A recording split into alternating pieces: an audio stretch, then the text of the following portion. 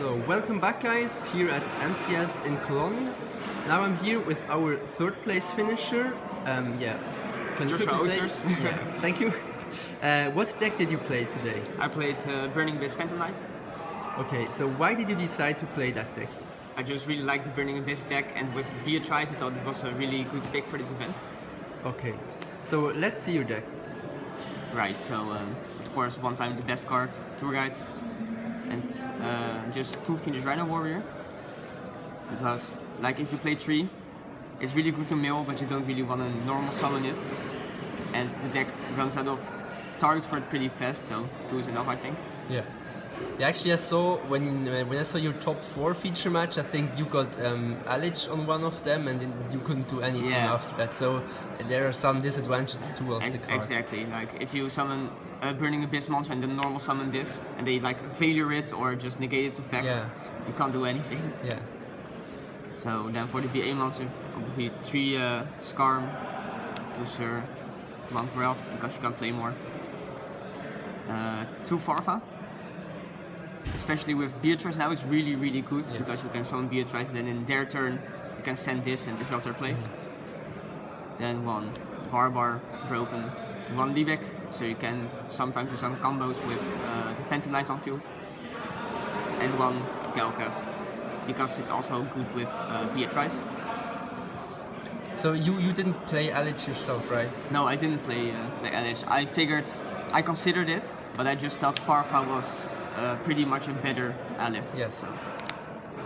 Apparently it wasn't, but... Now for the Phantom Knights, 3 boots. It's the best one. You want to draw it, you want to mill it. It's always good pretty much. And it searches the trap card, which is really good. And then 2 of the Cloak, which searches this mostly. And 1 of the Foolish Burial. Okay, why only 1 of those? Like this card actually doesn't do anything. It just gets another one which does something, and I didn't really have the space to play a second one, which I really wanted, but couldn't really find the space. Okay. And then for the last months I played 2 Effect Failure and 2 Maxi. Okay. How did they work out for you? Yeah, I love this because I have the feeling this form is really dependent on the die roll. But when you lose the die roll and you open 1 of these, like you can maybe do something. Yes. And it's also just good if you get a start and make Dante set some back row and have this to back it up, or this is just good. Okay. What do you decide if you win the dice roll? Do you go first or second? Yeah, I always go first because when you go against the Pendulum deck and you don't open this, they just open this unbreakable field and you can pretty much never win. Yes. So. Yeah, I personally also like going first, but yesterday when I made the deck feature with Lucia Hauer, you can check it out also on our website, he said he always wants to go second and he built the deck also a little bit different for that, so it's just why I wanted to ask. Yeah, like in the mirror match I want to go second because I think the extra card is really useful. Yeah, it's just you can combo better if you have 1 more card. Yeah, but if you're against Monarch or Pendulum, I just want to go first. So if I don't know what I'm playing against, I'll go first. Okay. So that's the monsters. I think it's 23 monsters or something. Then for the spells, the triple upstart, consistency, 2 Twin Twister, the 1 Foolish, and 1 Raigeki. That's it. Did you ever like stop yourself from OTKing because you used upstarts before? Yeah, I think I did, but like I would definitely still play them. Okay. Because sometimes you just don't get a really good hand, and you can dig for better traps or just combo pieces with this. Yes. And then for the traps, obviously the triple Fogblade. I did not play any of the other Phantom Knight traps because I think their on-field effects are really subpar. And I don't like drawing cards, which I don't think are good, so I just played this. And then, obviously, 3 strike and the warning. I saw a lot of deck lists in the top cut that used 1 warning and 2 strikes. Oh really? Yeah, so I was also a bit surprised, just because you said it's like obvious you play through. Yeah, because it's so good. Like you go first, they Pendulum, you strike, you win. Really good. And I also played 2 Horn of Heaven. Yes. Because it's pretty much the same as strike, like they go for a big play and you Horn of Heaven, then you win. I think this card is really, really good. If I had more space, I would run 3. Could you always activate it when you had it, or did you ever had no monster going along with it? Well, a few times I had to like set boots or something and set this, which is like subpar, but I wouldn't cut this card or. Yes, okay. I think it's really good. And for extra deck? I guess it's 40 cards in total. Yeah, 40 cards. Best tokens, Taylor Swift. So, yeah. 3 Dante, best card.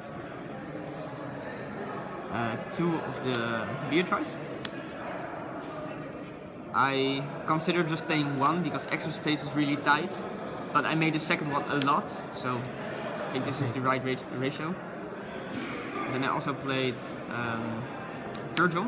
I don't play Ruik, but when they destroy Beatrice, you can summon this, so it's pretty good. And this, same reason. Yeah. Just to float. So why do you play the Virtual over the second Pilgrim? I think I saw that more often, like really? 2 Pilgrim and no Virtual. No. In what situation you think is Virtual really better? Like this card can out cards on the field and this can't. Okay. So, for example, Pendulum Scales, or sometimes it's good to shuffle back, what's it called? Cosmo Town. Yes. Something along those lines.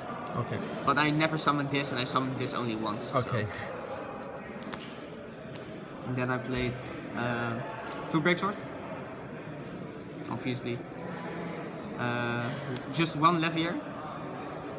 I never really missed a second, so that's okay, I guess. 1,